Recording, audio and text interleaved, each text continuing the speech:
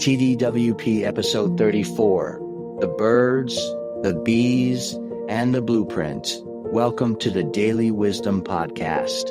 I am Aaron M. Montag, and today I want to talk a little lightheartedly about the birds and the bees. Yes, that talk, that conversation, that moment when somebody sits you down and says, it's time for you to understand how life works. But today, I am not really here to talk about biology. I am not here to talk about anatomy. I am not here to talk about reproduction in the natural sense. I am here to talk about something deeper, weightier, and far more urgent. I want to talk about what it takes to produce life in a community. I want to talk about what it takes to birth legacy, to multiply ownership, to generate power, to create stability, and to produce a future our children do not have to apologize for inheriting. Because there comes a time when every people must have the talk.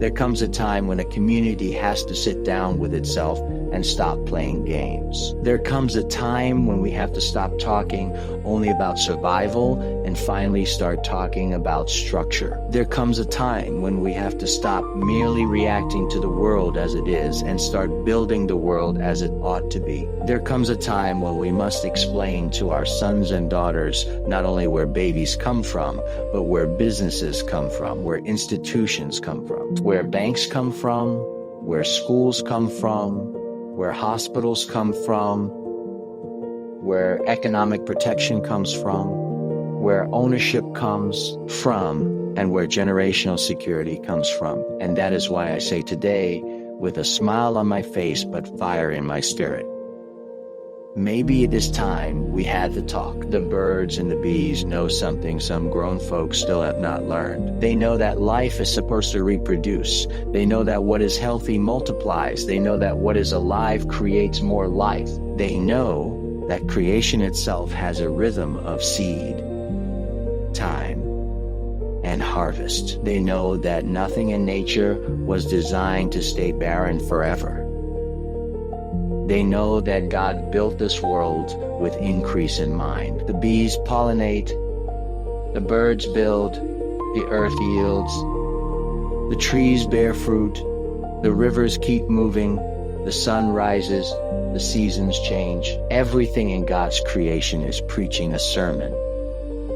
Life was meant to flow, grow, multiply, and bless. So why is it that the people made in the image of God sometimes settle for stagnation? Why do we consume but not construct? Why do we rent from systems we could own? Why do we celebrate access when God may be calling us to architecture? Why do we admire wealth but hesitate at the discipline and unity required to build it? Why do we keep waiting for rescue when the Lord may already have placed the blueprint in our hands? That is where WPBS enters the conversation with power, dignity, and urgency. The West Philadelphia Billionaire Society is not just a catchy title.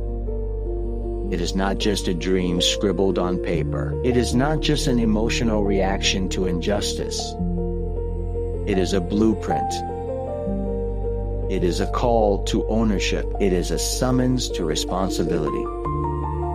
It is a serious answer to a serious problem. It is a way of saying that if we can organize our spending, organize our vision, organize our values, organize our commitments, and organize our courage, we can build what we have long been told we must always beg for. And beloved, this cannot wait. This cannot wait until next year. This cannot wait until the political climate changes. This cannot wait until somebody else gives us permission. This cannot wait until another generation grows up under-resourced, under-trained, under-financed, and over-entertained. This cannot wait until more of our children inherit frustration without infrastructure. This cannot wait until more neighborhoods become marketplaces where everybody prospers except the people who live there. No, this cannot wait. There is a holy urgency on this thing. The Bible says, a good man leaveth an inheritance to his children's children. That means righteous living must become structured legacy. It means faith must become form. It means prayer must produce pattern. It means vision must take on visible shape. It means if we say we love our children, we must do more than cheer for them. We must build for them. If we say we honor God, we must do more than sing about blessing. We must create systems through which blessing can flow. If we say we believe in divine providence, then we must also believe that God gives ideas, wisdom, strategy, discipline, and collective capacity for a reason. WPBS says maybe the talk we need is not merely about sex education. Maybe the talk we need is about economic reproduction. Maybe the talk we need is about how a community gives birth to ownership. Maybe the talk we need is about how $1, one discipline, one decision, one habit, one vision, multiplied across many people, becomes a force strong enough to move the needle. Maybe the talk we need is about how we stop being excellent consumers and become intentional builders. Now, let me keep it light for just a moment. When folks say they are going to have the birds and the bees talk, people get nervous, uncomfortable, awkward, fidgety. Some laugh, some avoid eye contact, some suddenly find something else to do. And isn't it amazing that people can get just as nervous when you start talking about collective ownership?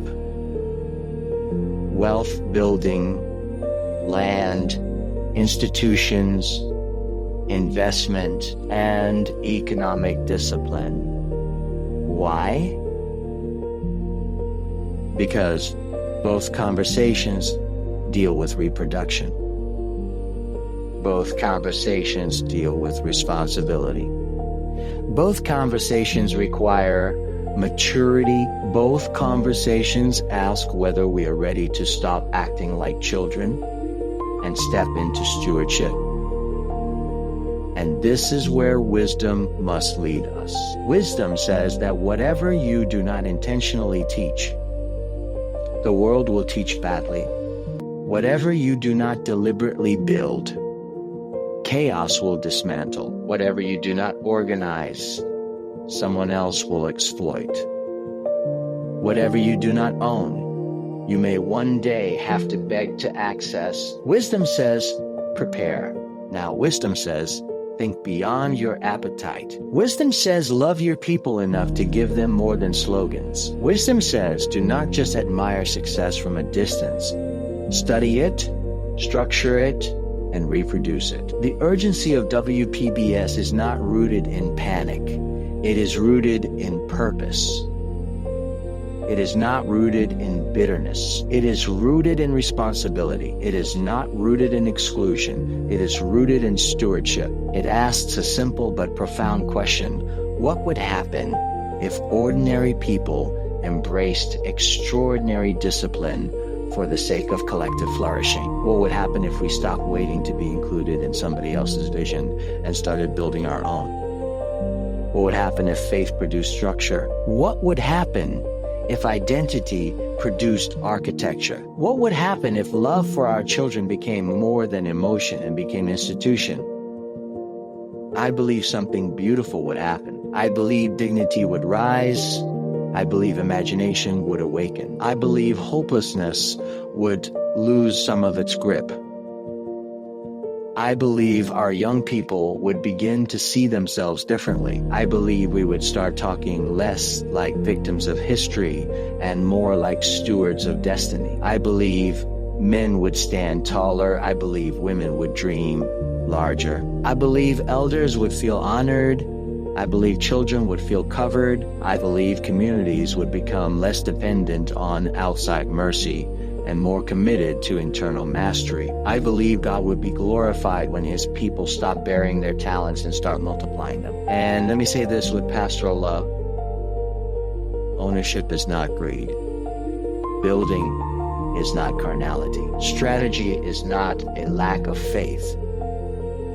Money is not the Messiah, but neither is poverty a fruit of holiness. We do not worship wealth. We worship God. But because we worship God, we should handle resources wisely. Because we worship God, we should think generationally.